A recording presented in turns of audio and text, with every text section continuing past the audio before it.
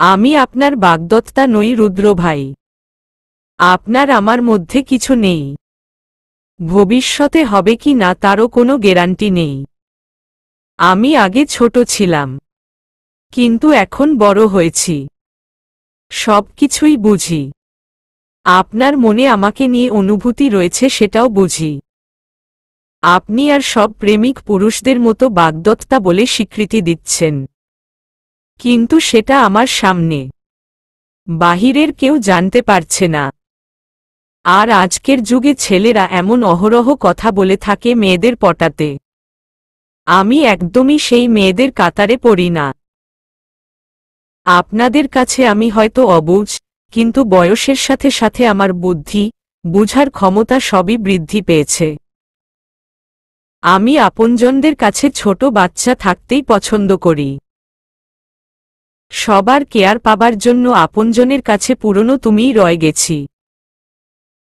কিন্তু বয়সের সাথে সাথে আমারও সবকিছুর চেঞ্জ এসেছে। রুদ্র হাত দিয়ে থামিয়ে দিল তটিনীকে। আমি কি তোর কাছে তোর বয়সের সাথে বুঝদার হওয়ার রচনা শুনতে চেয়েছি? না চাননি, কিন্তু অন্য সব মেয়েদের মতো ভাবছেন। আমি কাজে বিশ্বাসী কথাতে নই। আপনি আসতে পারেন। রুদ্র নিজের কোমরে দুহাত ভর করে মাথা নিচু করে দীর্ঘশ্বাস ছাড়ল।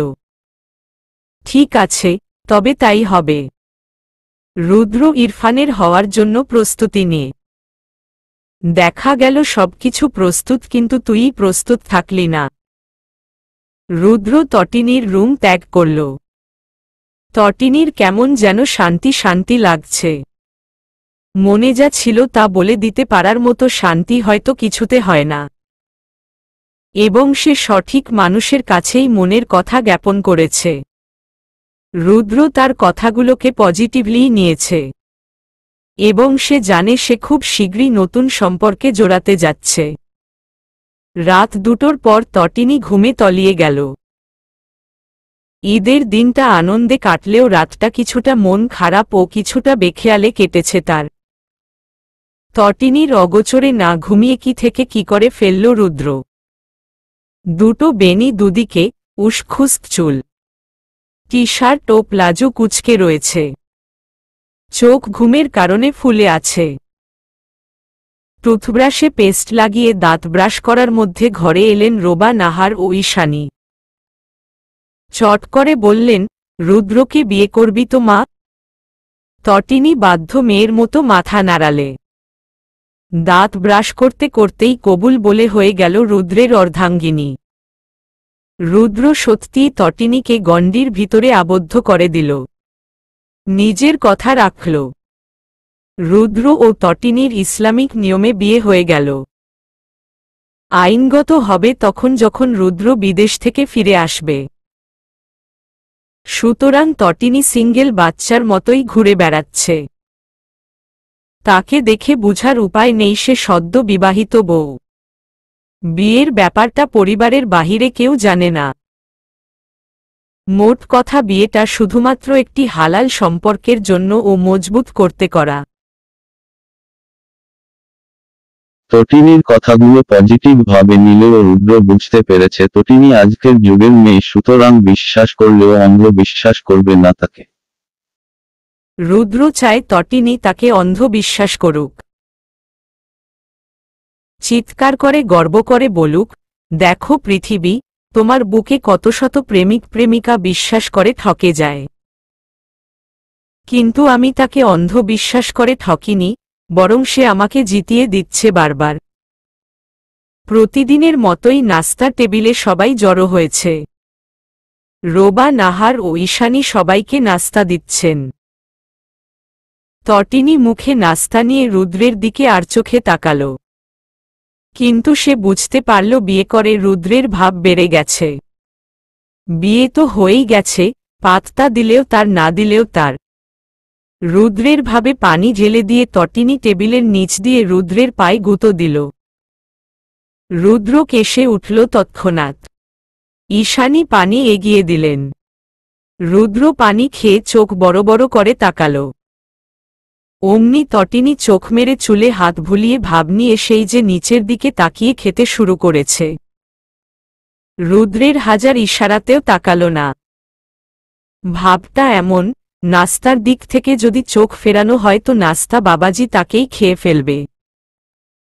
হতাশ হয়ে রুদ্র ইশারা করা বন্ধ করল। টেবিলের নিচ দিয়ে পায়ে পা লাগিয়েও লাভ হল না। রূপান্তরের মাথায় যেন আস্ত আকাশ ভেঙে পড়েছে। ভিডিও কলে থেকে পারছে না মোবাইলের ভিতরে ঢুকে তটিনীর চুল ছিঁড়ে ফেলে। রূপান্তর হা হুতাশ করতে লাগল। তুই এটা কিভাবে করতে পারলি তটিনী? এই ছিল তোর মনে? দেখানো বন্ধুত্ব করেছিস আমার সাথে, বিয়ে করে নিলি জানালি না, বাচ্চা পয়দা করে বসে থাকবি জানতেও পারবো না। হায় খুদা, তুমি কেন আমাদের এই স্বার্থপর দুনিয়ায় পাঠালে? রূপান্তরের আহাজারি মনোযোগ দিয়ে শুনছে তটিনী। তার ভাবনা মতে তার হুট করে বিয়ে হয়েছে।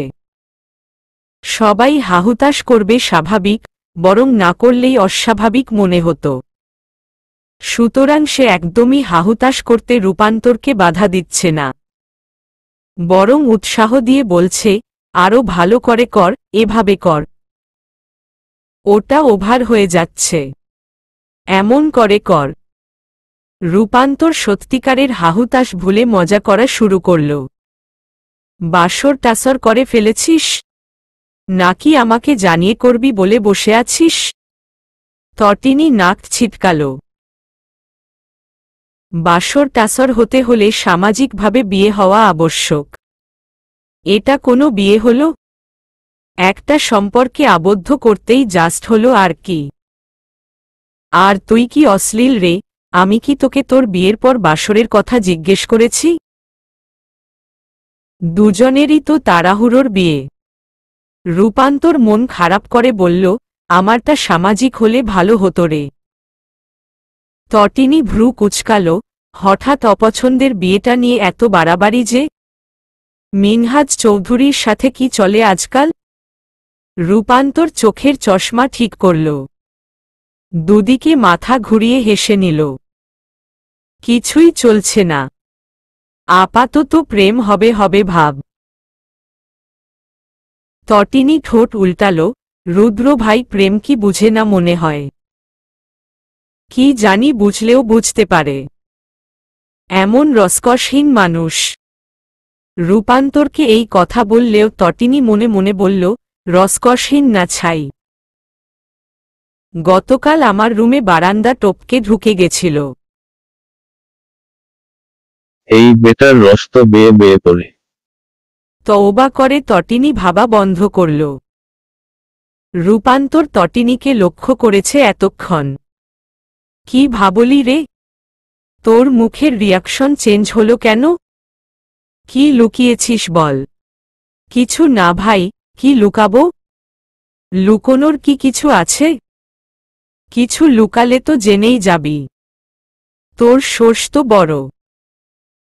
দ্য গ্রেট রুদ্র ভাইয়ের সাথে কন্ট্রাক্ট করিস।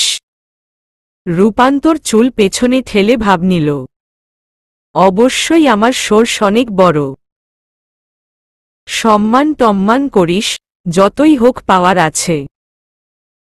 তটিনী বিড়বিড় করল, তোর ব্যাঙের সোর্স, সেজন্য নিজের জামাইয়ের সম্পূর্ণ নামটাই জানলি গতকাল। রূপান্তর চোখ বড় বড় করল, কি বলছিস আমাকে নিয়ে বিড়বিড় করে? তটিনী জিহ্বাতে কামড় দিল। কিছুই না রে। রুদ্র ভাইয়ের তো ভিসা কমপ্লিট, চলে যাবে 2-3 দিনের ভেতরে। এটাই বলা বাকি ছিল তোকে। রূপান্তর তটিনীর দিকে দুঃখী চোখে তাকিয়ে বলল, বিশ্বাস কর দোস্ত, এই দুঃখে আমি চোখে পানি আনতে চেষ্টা করছি। রুদ্র ভাই বিদেশে চলে যাবে সেটা তোর জন্য অবশ্যই মন খারাপই একটি ঘটনা হবে নিশ্চয়ই। আমি অনেক চেষ্টা করেও তোর দুঃখে দুঃখী হয়ে চোখে পানি আনতে পারছি। রূপান্তর ওয়াটার বোতল থেকে চোখে পানি দিল। এই দেখ, চোখের পানির সমাধান করেছি, আয় এবার দুঃখ বিলাস করি। তটিনী মুখের উপর ডিসকানেক্টেড হয়ে গেল। রূপান্তর তাকে নিয়ে রীতিমতো মজা নিচ্ছে। দ্য গ্রেট ভাব ওয়ালিকে নিয়ে মজা করা। সে অবশ্যই সুযোগ বুঝে প্রতিশোধ নিবে। চারিদিকে পাখির কিচিরমিচির আওয়াজে প্রকৃতি মেতেছে। জানালার ফাঁক গলিয়ে কিছু শুভ্রঙা আলো রুদ্রের চোখে মুখে লাগছে। রুদ্র চট করে উঠে বসল। ঘড়িতে সময় 5:30। অজু করে নামাজ পড়ে নিল। তারপর নিজেকে বাহিরের পোশাকে আবরিত করে বাইক নিয়ে বের হয়ে গেল। আগামীকাল সে পাড়ি দিবে সবাইকে ছেড়ে অন্য কোনো দেশে। আজ তার সময়টা সে সবার সাথেই কাটাতে চায়। প্রথমে যাবে নিজের মন খারাপের সঙ্গী জায়গাতে, যেখানে মন খারাপের সময় রুদ্র গিয়ে বসে থাকে। সরোবর, পানির মধ্যে মাঝখানে রয়েছে গোলাপি রঙা শাপলা। রুদ্র সিঁড়িতে বসে জুতা খুলল। পানিতে পা ডুবিয়ে চোখ বন্ধ করে আকাশের দিকে মুখ করে রইল। আকাশ বাতাস প্রকৃতি দুলছে যেন। সবাই জানান দিচ্ছে আজ রুদ্রের মন খারাপ। রুদ্রের তানে নুপুরের ঝুনঝুন শব্দ ভেসে এলো। সে চোখ মেলে পেছনে ফিরে তাকাল। গোলাপি শাড়িতে নিজেতে আবরিত করেছে এক সদ্য বিবাহিত রমণী। পায়ে রূপার নুপুর ঝনঝন করছে হাঁটার তালে তালে। কোমর সমান স্ট্রেট করা চুল পড়ে আছে পিঠময় ছড়িয়ে। হাতে কাচের চুড়িরা রিনিঝিনি শব্দ তুলে চলেছে। লাল লিপস্টিক দ্বারা রাঙানো ঠোঁট আওড়ি এসে রুদ্রকে নিজের আসার কথা জানিয়ে দিল। আমি এসেছি। রুদ্র উঠে দাঁড়াল। গোলাপি শাড়ির সর্বনাশীর দিকে এগিয়ে গেল। হাতে হাত গুজে দিল। সর্বনাশিনী রমণী রুদ্রের সর্বনাশ করতে চোখে চোখ রাখল। রুদ্র ওই কাজল কালো চোখে ডুবে মুহে পড়ে গেল তৎক্ষণাৎ। সর্বনাশিনীর পিঠময় ছড়িয়ে থাকা চুলের ঘ্রাণ নিল সর্বস্র ভরে। তাহার মনে হল কিছু একটা কমতি রয়ে গেছে। রুদ্র গোলাপি শাড়ির রমণীকে নিয়ে সরোবরের সিঁড়িতে বসল। গোলাপি রঙের শাপলা ফুল ছিঁড়ে গুজে দিল সর্বনাশিনীর কানে। চোখ ভরে দেখে নিল। এবার পরিপূর্ণ লাগছে তোমায়। সর্বনাশিনী হাসল। আপনি পাশে আছেন বলেই আমি পরিপূর্ণ। রুদ্র উঠে দাঁড়াল। নিজের পরনের নীল শার্ট টেনেটুনে ঠিক করে নিল। পকেট থেকে আইফোন বের করে ক্যামেরায় টাইমার লাগিয়ে গাছে সেট করল। সর্বনাশিনীর সাথে শাপলা বিলে বসে ক্যামেরা বন্দি করল একের পর এক যুগলবন্দি। রুদ্র আচমকা চুমে খেল সর্বনাশিনীর কপালে। হালাল চুমু, মানা নেই তো? সে হাসল। হালালে আপত্তি থাকবে কেন? রুদ্র উস্কে গেল। ভুলে গেল জগৎ সংসারের সব শব্দ। তার কানে শুধু সর্বনাশিনীর গভীর নিঃশ্বাস উপলব্ধি হল। ওষ্ঠের ভাঁজে ওষ্ঠ মিলিয়ে সুখের অনুভূতিতে তলিয়ে গেল। নিঃশ্বাস তীব্র থেকে তীব্র হয়ে গেল।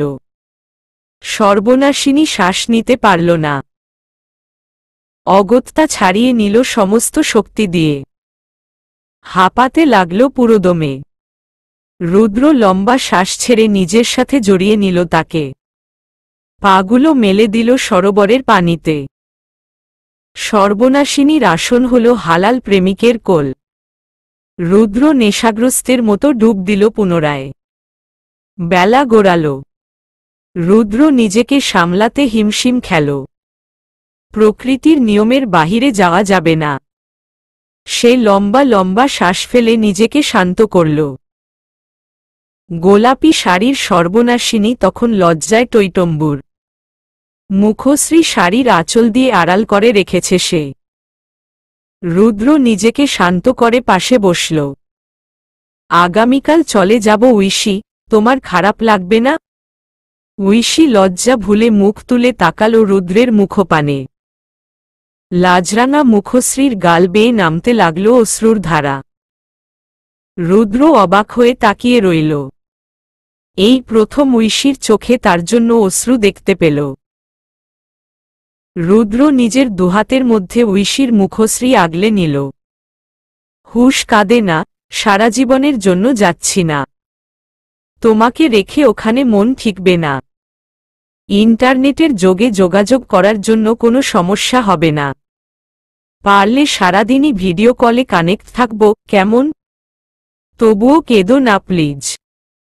সর্বনাশিসির অশ্রুসিক্ত চোখে দৃষ্টি রাখল রুদ্র। পড়ে নিতে চাইল যত না বলা অনুভূতি। তটিনী মুখ নিচু করল। রুদ্র কপালের চুল কানে গুজে দিয়ে চুম্বন করল গভীরভাবে। তটিনী কেঁপে উঠল। রুদ্র নিজের বুকে ঠাঁই দিয়ে পিঠে হাত ভুলিয়ে দিতে লাগল। আপনি ওখানে গিয়ে আমাকে ভুলে যাবেন না তো? রুদ্র হাসল। যার কারণে আমার সর্বনাশ হল সেই সর্বনাশিনীকে ভুলা যে দায় হবে ঐশী। তটিনী শার্টের ফাঁক গলিয়ে উন্মুক্ত বুকে চুম্বন করল। রুদ্র শক্ত করে নিজের সাথে মিশিয়ে নিল। চুলের ভাঁজে ঠোঁট ছুঁয়ে দিল গভীরভাবে। তুমি আমাকে ফুরবল করে দিচ্ছ ঐশী। সবসময়ই তো অদুর্বল থাকেন, আজ না হয় একটু ফুরবল হন। রুদ্র হাসল। তুমি আজকাল নতুন নতুন শব্দ ব্যবহার করে চলেছ নিজের মতো। বাংলা ভাষাবিদরা শুনলে জেলে ঢুকিয়ে দিবে। তটিনী বুকে আস্তে হাতের আঘাত করল।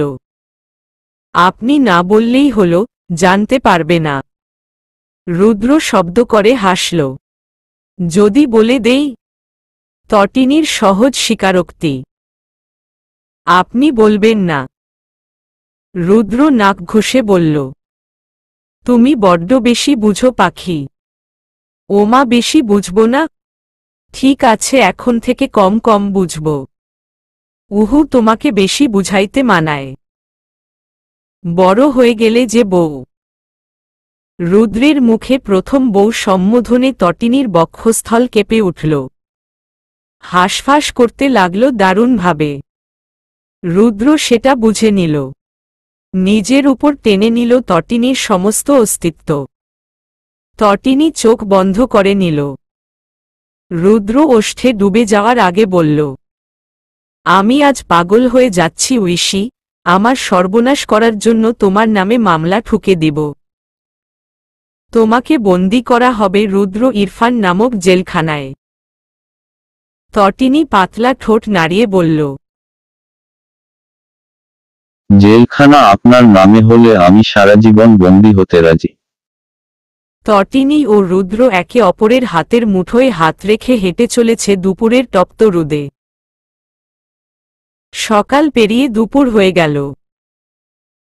কিন্তু দুজনের মন এখনো ঘুরে রয়ে গেছে। রুদ্রের ফোনে কল আনছে বারবার।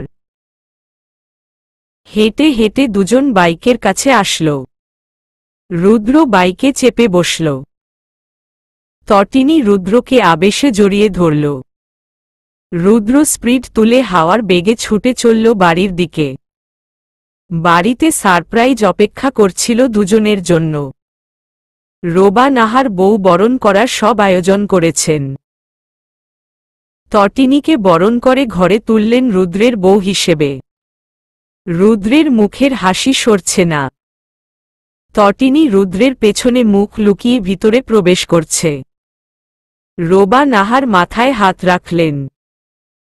আজ শুধু পরিবারের সবার সামনে বরণ করছি, একদিন আত্মীয় স্বজন সবার সামনে বরণ করে ঘরে তুলব।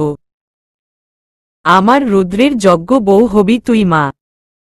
আমার মেয়ে আমার কাছেই থাকবে সারা জীবন। এর থেকে বড় পাওয়া আমার জন্য আর কি হতে পারে? ঈশানী চোখের জল মুছলেন। আমি সবসময়ই ওকে নিয়ে চিন্তায় থাকতাম। চঞ্চল অনেক, কার কপালে জুটবে, ওকে কিভাবে রাখবে। কিন্তু আজ আমার সকল চিন্তা শেষ। যজ্ঞ ব্যক্তির সাথে জুড়ে দিয়ে শান্তি পাচ্ছি।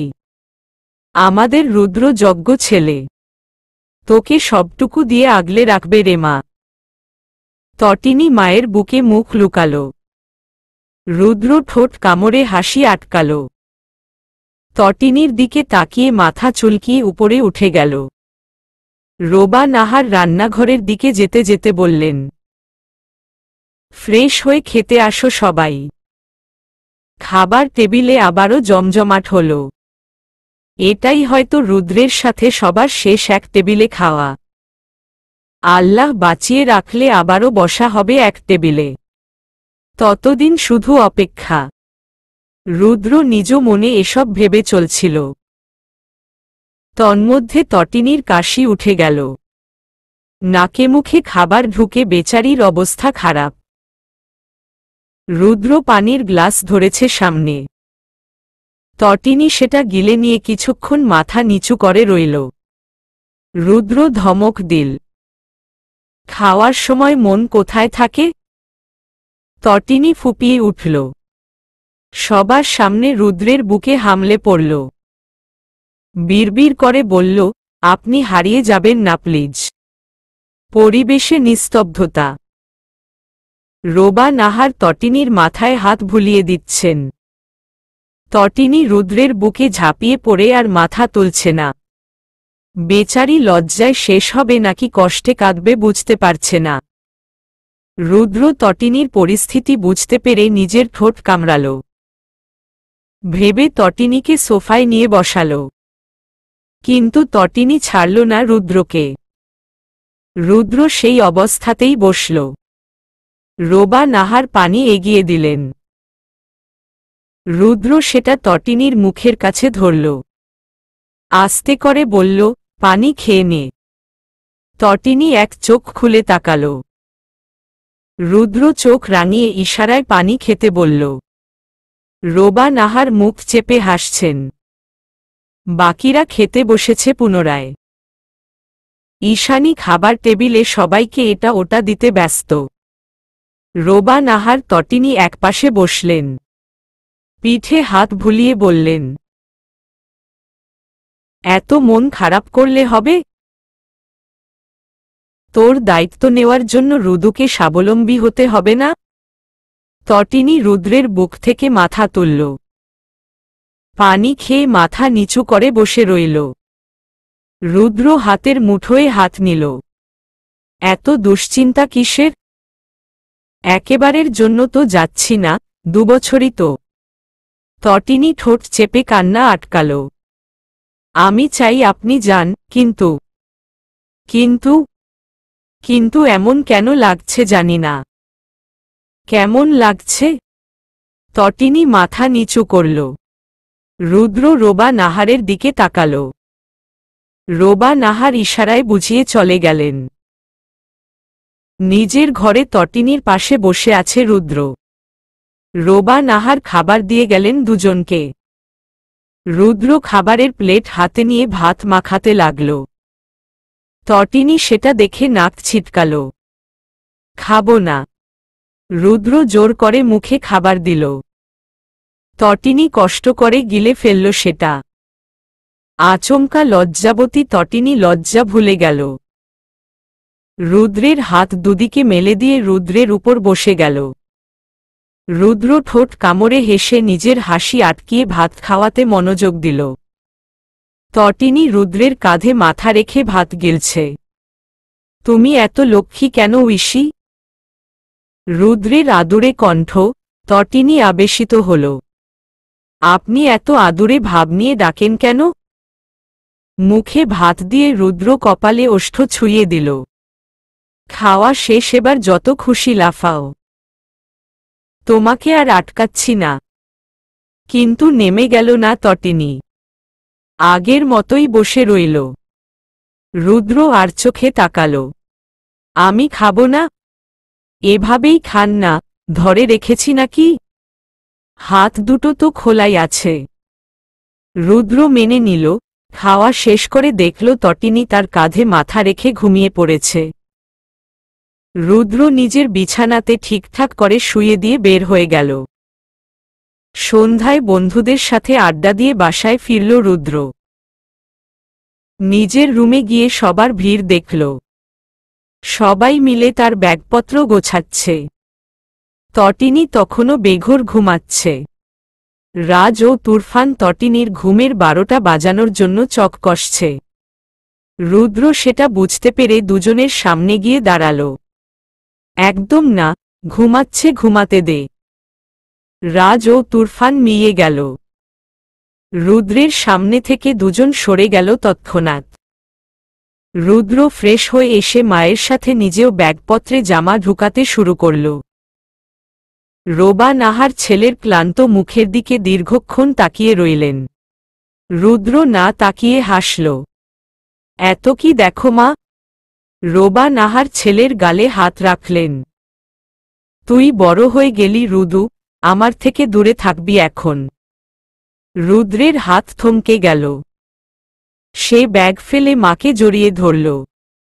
একদম নয় মা, আমি ফিরব। আর তোমরা যদি এমন করো তো আমি যাব না।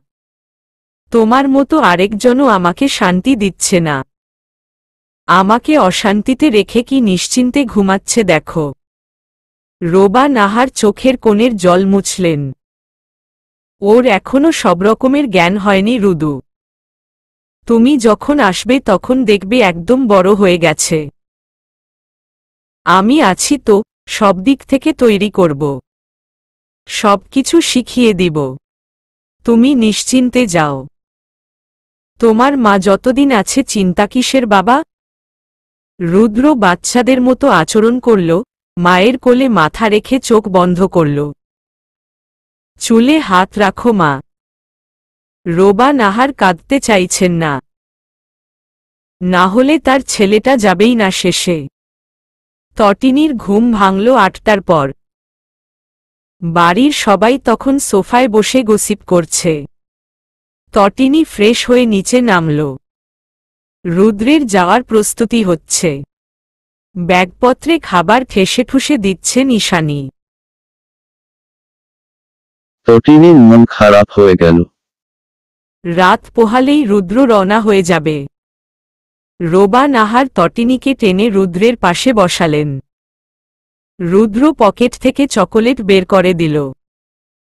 তটিনী চকলেট না নিয়ে অপলক তাকিয়ে রইল। রুদ্র চোখের ইশারায় চকোলেট নিতে বলল। তটিনীর কোনো সাড়া না পেয়ে নিজেই হাতে গুজে দিল। তটিনীর যেন হুঁশ ফিরল। সে নিজের হাতের দিকে একবার তো রুদ্রের দিকে একবার তাকাচ্ছে। রুদ্র কাঁধ জড়িয়ে ধরে নিজের সাথে আলতো করে মিশিয়ে নিল সবার অগোচরে। এত মন খারাপ করলে কিন্তু যাব না। তোমরা মা মেয়ে শান্তি দিচ্ছ না আমায় ঐশী। তটিনী মুখ গোমরা করল। বড় মায়ের মন খারাপ হবে না? সে তো মা, তার মন কাঁদবে স্বাভাবিক। আর তোমার? ও মা, আমি তো বউ হই, আমার ও তো মন কাঁদবে।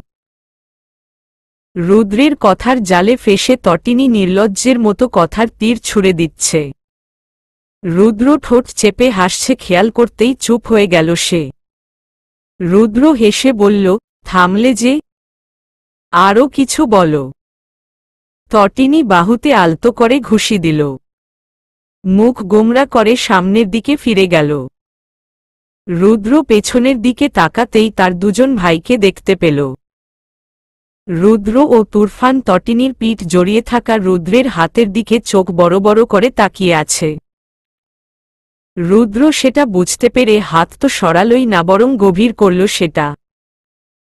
তুরফান ও রাজের চোখ বড় হতে লাগল।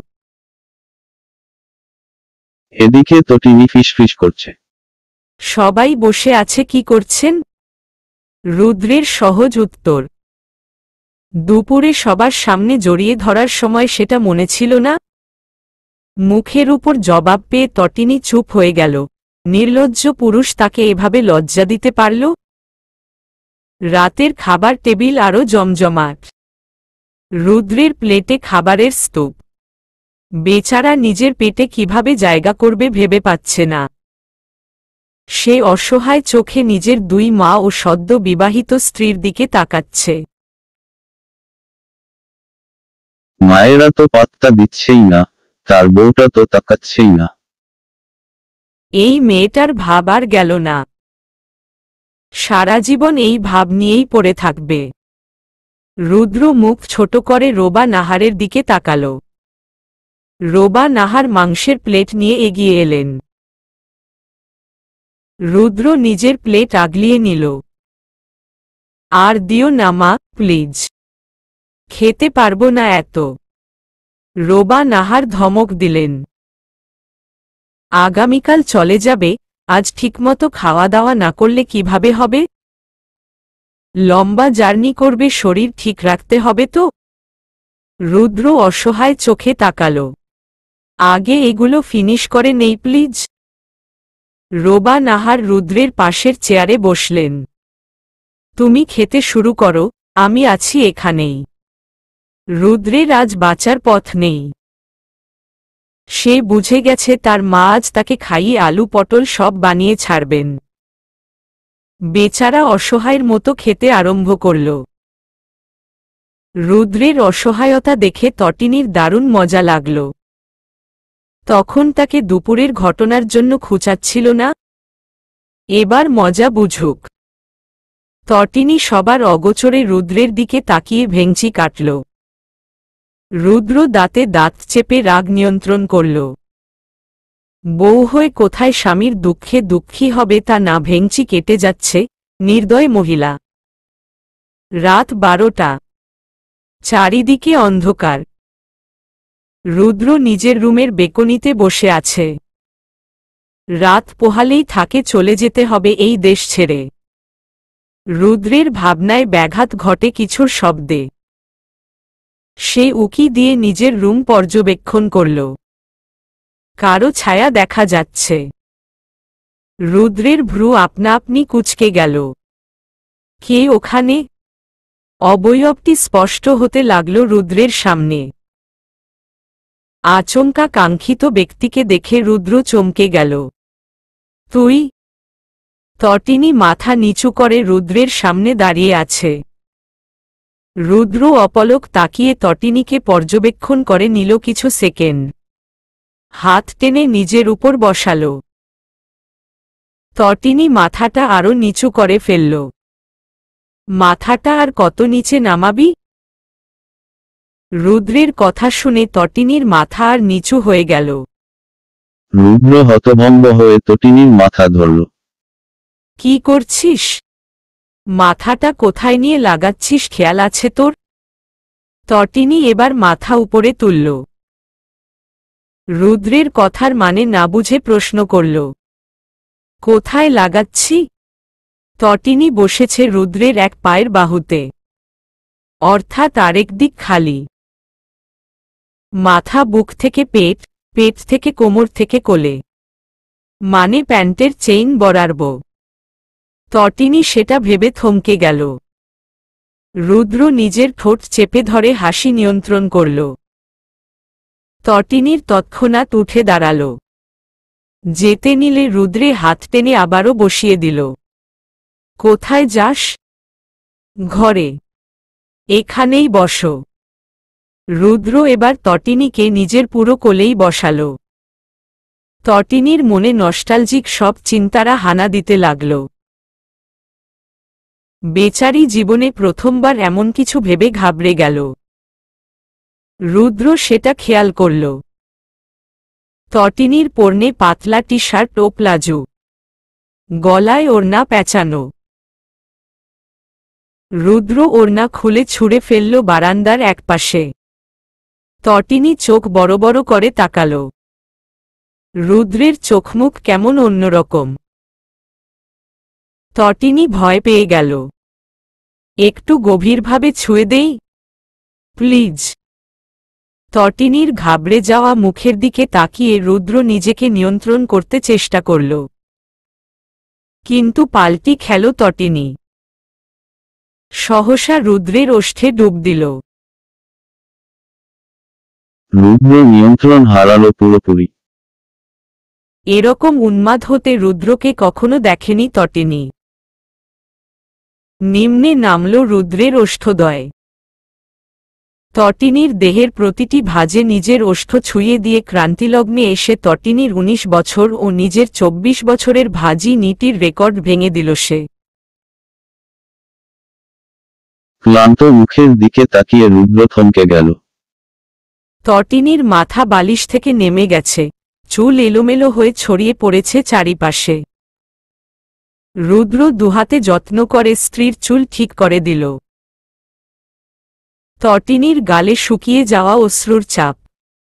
রুদ্র চুমুতে ভরিয়ে দিল মুখশ্রী। তটিনী আদর পেয়ে রুদ্রের বুকে মুখ লুকাল। শব্দ করে কাঁদল অনেকক্ষণ। রুদ্রের মনে অপরাধবোধ জাগ্রত হল। তটিনীকে বুকে জড়িয়ে নিয়ে উঠে বসল। টেবিলের সাইড থেকে বের করল ঔষধের বক্স। রাত 2টোর দিকে রুদ্রকে ঔষধের খুঁজে বের হতে হল। বেচারা জীবনে প্রথমবার ঔষধ কিনতে গিয়ে নাজেহাল হল অনেক। লেগে গেল রুদ্রের মধ্যে পরিপূর্ণ স্বামীর ত্যাগ। তটিনীকে প্রয়োজনীয় সব ঔষধ খাইয়ে রুদ্র মাথায় হাত ভুলিয়ে দিতে লাগল। কিন্তু তটিনী চোখ বড় বড় করেই তাকিয়ে রইল। রুদ্রের ক্লান্তিতে চোখে ঘুম নেমেছে। বউ ঘুমাচ্ছে না দেখে সেও ঘুমাতে পারছে না। তটিনীর হয়তো মায়া হল। সে চোখ বন্ধ করে ঘুমাতে চেষ্টা করল। সকাল 9টার দিকে ঘুম ভেঙেছে তটিনীর।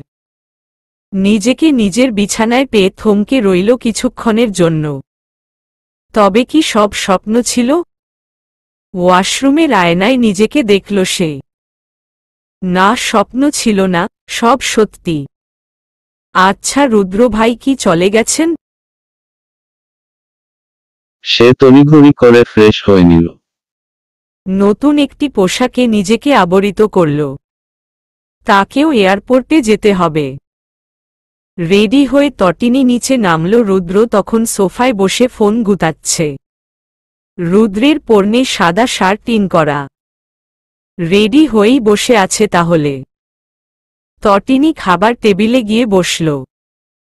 ঈশানী এক ফাঁকে কানের দুল লাগাতে লাগাতে বলে গেলেন, টেবিলে খাবার ঢেকে রাখা আছে, খেয়ে নে।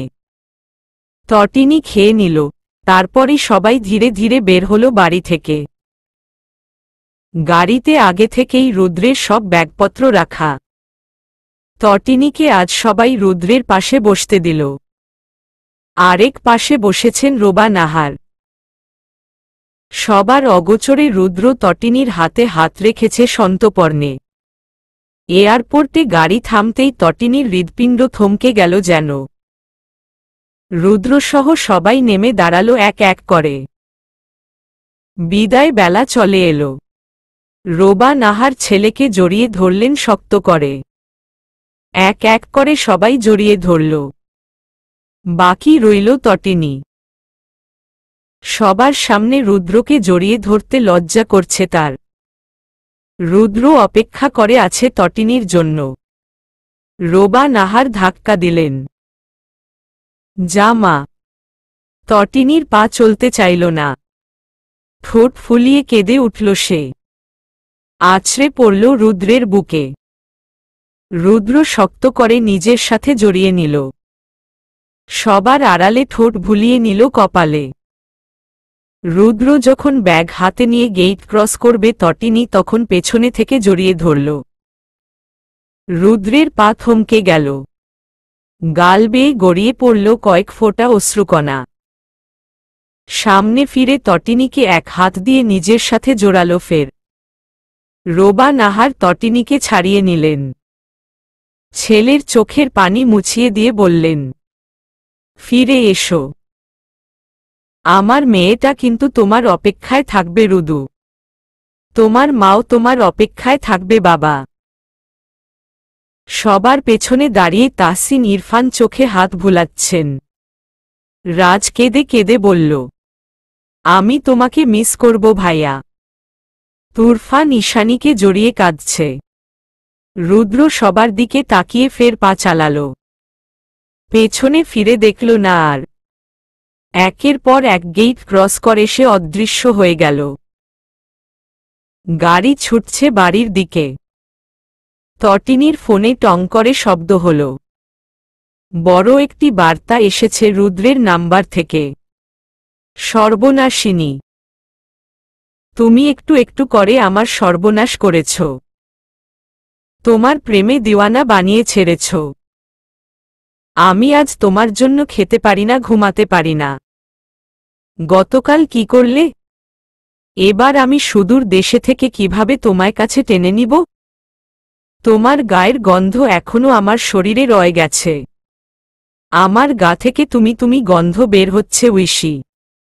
আমি এই গন্ধ নিয়ে 2 বছর অপেক্ষা করব।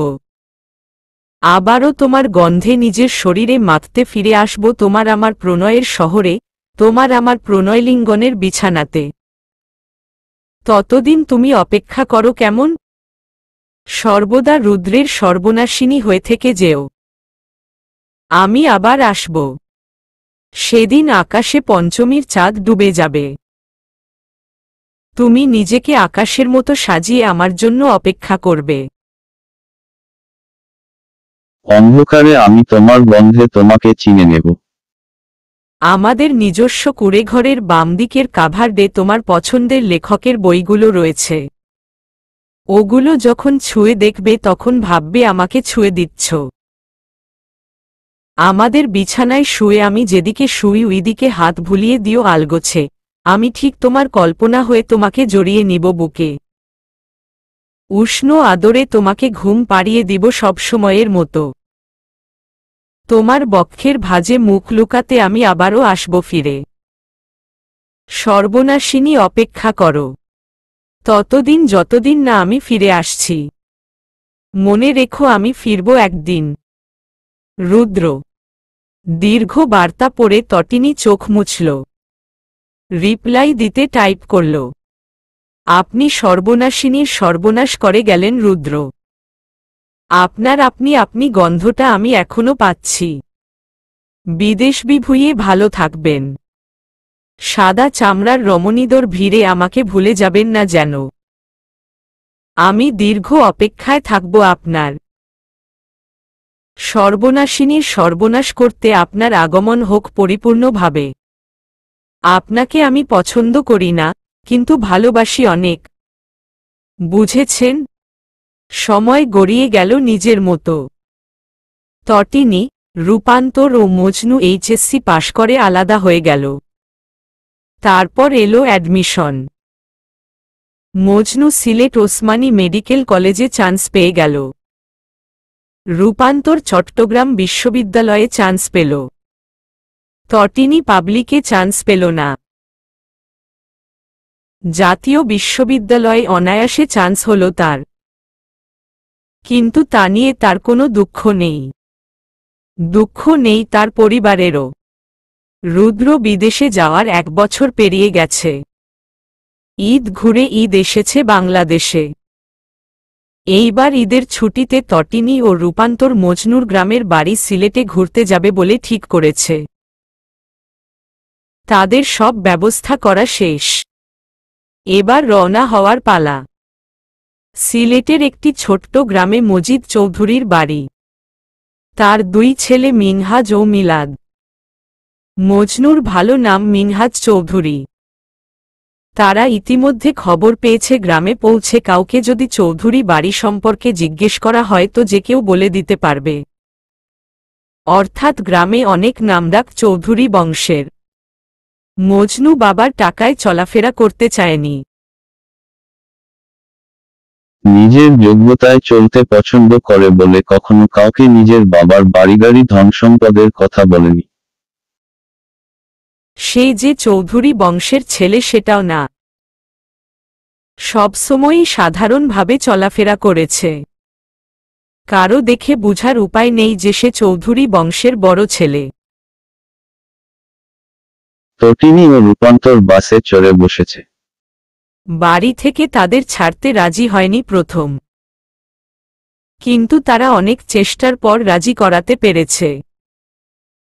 রোবা, নাহার ও ঈশানীকে রাজি করাতে কম বেগ পেতে হয়নি তটিনীকে। সবচেয়ে কষ্ট হয়েছে রুদ্রের দিক সামলাতে। বেচারা টেনশনে বারবার তটিনীর ফোনে মেসেজ দিয়ে যাচ্ছে।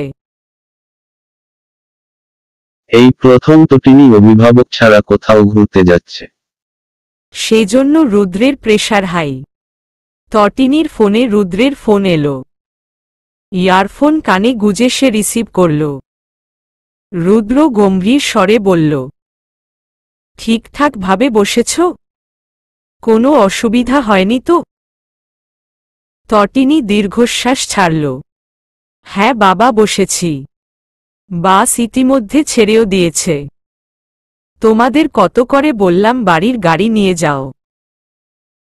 আরে বাস ছাড়া জার্নিতে মজা আছে নাকি? আপনি রাখুন তো। এত চিন্তা করে কি হবে? কেউ তো তুলে নিয়ে যাবে না। সারা জীবন তো আর আপনাদের উপর ডিপেন্ড করে চলব না। প্রয়োজনে একাও চলতে হবে। রুদ্রের কণ্ঠে হতাশা। আমি চিন্তা করা বাদ দিলে থাকতে পারবে তো? নাকি নতুন কেউ জুটিয়ে নিয়েছ? তটিনী রেগে গেল। বিদেশে যাওয়ার পর থেকে সবসময়ই এমন কথা বলেন আপনি। এসবের মানে কি? আমাকে এতই যখন সন্দেহ তো বিয়ে করেছেন কেন?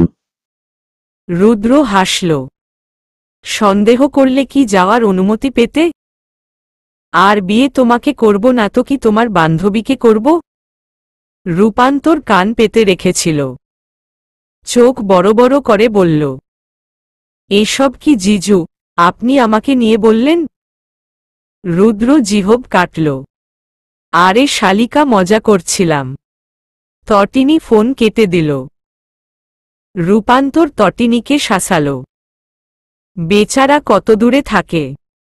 তোর জন্য চিন্তা হবে স্বাভাবিক। তাই বলে এমন করে কথা শোনাবি? তটিনী ফুসফুস করে উঠল। সব সময় এক কথা ভালো লাগে? কোনো বাধা ছাড়া সোনা পেয়ে গেছিস, সেজন্য মর্ম বুঝচ্ছিস না। আমার মতো সংগ্রাম করে যদি পাইতি তো মর্ম বুঝতি। আমাকে দেখ, এখনো কিছু করতে পারিনি। নিজের পরিবারকে ও জানাতে পারিনি। তটিনী মাথা চেপে বসে রইল। কিছু মুহূর্ত পর মোবাইল হাতে নিয়ে রুদ্রকে বার্তা পাঠাল। সুইজারল্যান্ডে তুষারপাত হচ্ছে। রুদ্র জানালা দিয়ে তুষারপাত দেখতে ব্যস্ত। তখনই তার ফোনে টুং করে শব্দ হল। স্ক্রিনে তটিনীর নাম। লক খুলে মেসেজ অন করল। আর ভালো লাগে না, এত দূরত্ব কেন? চলে আসুন না তাড়াতাড়ি। আপনাকে কাছে পেতে ইচ্ছে করছে। জড়িয়ে ধরে বসে থাকতে ইচ্ছে করছে। আপনাকে জড়িয়ে ধরতে না পারলে আমার মেজাজ ঠান্ডা হয় না। সেজন্য রেগে যাই। দয়া করে জলদি ফিরুন। এমন গরম মেজাজ ভালো লাগে না আর। রুদ্র পড়ে হাসল। তটিনীকে ভিডিও কল করল। তৎক্ষণাৎ সেটা রিসিভ হল। তটিনী হাতের ফাঁক দিয়ে পিটপিট করে তাকাচ্ছে। রুদ্র ক্যামেরা ঘুরিয়ে জানালার দিকে দিল। স্ক্রিনে তটিনীর মুখে হাত। সে চোখ বড় বড় করে তুষারপাত দেখতে ব্যস্ত। বিস্ময় নিয়ে বলল, কত সুন্দর। সুন্দর জায়গা ছেড়ে কেই বা আসবে শুনি? আপনি গেছেন, ওখানেই থাকুন। পারলে আমাকেও নিয়ে যান। রুদ্র ক্যামেরা নিজের দিকে ঘুরাল। আসবে? তটিনী মাথা নাড়াল। পড়াশোনা? ওখানে কোথাও ভর্তি করে দিবেন। সত্যিই আসবা? তটিনী এবার ফুসফুস করতে লাগল। আসব না তো কি এমনি এমনি বলেছি? রুদ্র শব্দ করে হাসল। নিয়ে আসব শীঘ্রই তাহলে। Miss you. তটিনীর এবার কান্না পেল। আপনি এমন আবেগী কথা বললে আমার কান্না পায়। এসব বলবেন না। রুদ্র সবসময়ের মতো হাসল। এত ভালোবাসো? তটিনী মুখ বাঁকাল। কোনো দুঃখে আপনাকে ভালোবাসতে যাব? হু আর ইউ? রুদ্র আঙুল দেখিয়ে ইশারা করল। আমি তোমার ওইখানে থাকি। তটিনী নিজের বক্ষের বাম পাশে হাত রাখল। ধুকপুক করছে সেখানে। রুদ্র মুচকি হাসল। দেখলে তো, সিগন্যাল পেয়ে গেলে। রূপান্তর উকি দিল স্কিনে। বাসে এত কিসের প্রেম জিজু? বউহীন থাকতে পারছেন না? হায় রে। রুদ্র পুনরায় ক্যামেরা ঘুরাল। রূপান্তর তুষারপাত দেখে মুখে হাত দিল। ওয়াও, সো বিউটিফুল জিজু। এত সুন্দর। রুদ্র ঠোঁট চেপে বলল, এই রকম ওয়েদারে বউকে মিস করব না তার কোনো মানে হয়? তটিনী জবাব দিল, আপনার পড়াশোনা নেই? যান পড়তে বসুন। রুদ্র শব্দ করে হাসল। একটা তুমির অভাবে পড়াশোনা হচ্ছে না। রূপান্তর বুকে হাত দিয়ে পড়ে যাওয়ার ভান করল। How romantic. পেছনে বসেছেন এক বৃদ্ধ। তিনি চশমার ফাঁক দিয়ে তটিনীদের দিকে হতভম্ব হয়ে তাকিয়ে আছেন। রুদ্র সেটা দেখে ফোন কেটে দিল। বার্তা পাঠাল, রাতে ফোন দিব। ঢাকা থেকে সিলেটে যেতে 10 থেকে 11 ঘন্টা লাগে। এখন দুপুর। তটিনীরা মধ্যরাতে পৌঁছাবে সিলেটে। চিন্তার বিষয় সেটা রুদ্রের জন্য। রুদ্র কফির মগ হাতে নিয়ে জানালার পাশে দাঁড়াল। পাশে তটিনী থাকলে মন্দ হতো না। কোনোভাবে যদি তটিনীকে এখানে নিয়ে আসা যেত তো মন্দ হতো না। রুদ্র পকেট থেকে মুঠোফোন বের করল। ডায়াল করল তার বাবার নাম্বারে। দীর্ঘক্ষণ আলাপ সেরে রুদ্রের মুখে হাসি ফুটল। পকেটে ফোন রেখে দিয়ে সে কফির মগ শক্ত করে ধরল। ঠোঁট চেপে বলল, তোমাকে জড়িয়ে ধরতে ইচ্ছে করছে তটিনী। সেটার হয়তো খুব বেশ দেরি নেই। ভাবনাটা সত্যি হতে পারে ভাবিনি কখনো। প্লিজ তাড়াতাড়ি এসো যান। এই ফ্ল্যাট, এই জানালা, এই তুষারপাত, এই দূরে দেখতে পাওয়া চেরিব্লসম আমার মতো একটা তুমির অভাবে ভুগছে। Please come fast. রাতে মা বাবার সাথে কথা বলল রুদ্র। রোবা নাহার রাজি হলেন। তটিনী যদি একবার কয়েকদিনের জন্য যায় তাতে তাদের আপত্তি নেই কোনো। ঈশানী বা তাহের কোনো দ্বিমত করলেন না। বরং তারা খুশি হলেন। নিজের মেয়ের বিষণ্ণ মুখ কোনো মা বাবাই সহ্য করতে পারেন না। এবার যদি মেয়েটা মন খুলে হাসে তো তারা বাধা দিবে কেন? তটিনীর পাসপোর্ট আগে থেকে তৈরি করা। ভিসা পেতে টাইম লাগবে হয়তো। তাহসিন ইরফান নিজের পরিচিত লোকদের বলে রেখেছেন, যত তাড়াতাড়ি সম্ভব তটিনীর ভিসা রেডি হয়ে যাবে। রাত 12টার দিকে রুদ্র তটিনীর ফোনে বার্তা পাঠাল, সারপ্রাইজ আছে সর্বনাশিনী। বন্ধুর বাড়ি ঘুরে ফিরে এসো। দেরি করো না যেন। চলবে।